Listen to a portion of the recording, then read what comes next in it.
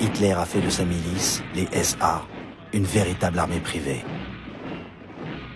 Ils sont de plus en plus jeunes, mais il ne faut pas se tromper. Ces paramilitaires sont des brutes, des fanatiques, des meurtriers.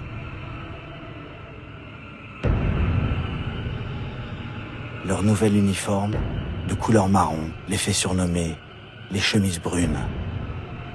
C'est une imitation des chemises noires de Mussolini qui avaient si bien réussi leur marche sur Rome quelques années plus tôt.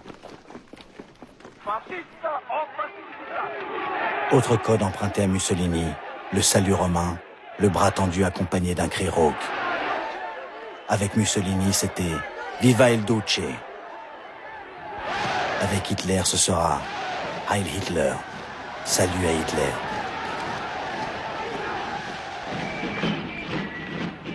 L'uniforme des SA a été dessiné et fabriqué par une petite équipe de stylistes allemands, et parmi les confectionneurs, il y aura le couturier de Stuttgart, Hugo Boss, qui s'en vantera dans sa publicité.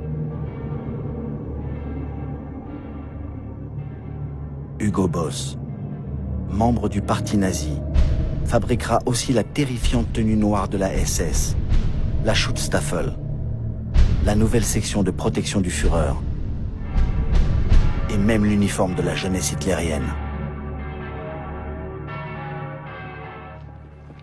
Tout cela coûte beaucoup d'argent, et les fonds proviennent surtout de la générosité des petits adhérents ou de riches sympathisants du fascisme, comme le magnat de l'industrie sidérurgique Fritz Thyssen, dont les aciéries sont prêtes à forger de nouveaux canons. Ou du plus grand constructeur automobile du monde, Henry Ford.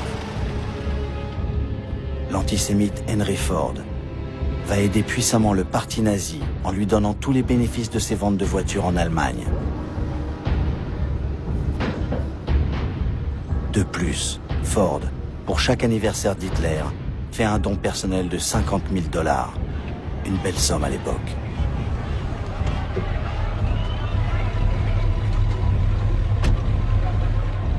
Ford sera le premier étranger décoré par les nazis de l'ordre du Grand Aigle allemand.